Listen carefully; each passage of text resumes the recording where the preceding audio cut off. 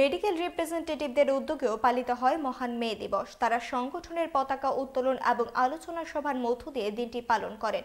আলোচনায় তাদের সংগঠনের বিভিন্ন দাবি উঠে আসে।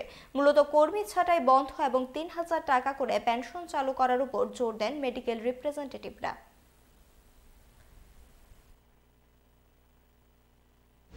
প্রত্যেকবারের মতো এইবারও কিন্তু আমরা পিএসআর তরফ থেকে মহান মে দিবস পালন করছি এবং প্রথমত আমাদের পতাকা উত্তোলন, পরবর্তী সময়ে আমাদের স্টেজ রিলিজ এবং এখন আমাদের আলোচনা সভা হবে।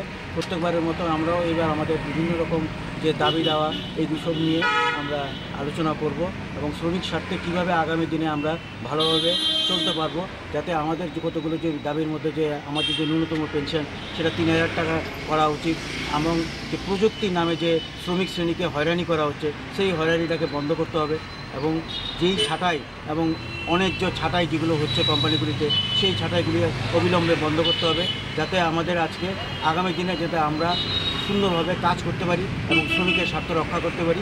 এইটাই আমাদের আজকে মহান উদ্দেশ্য।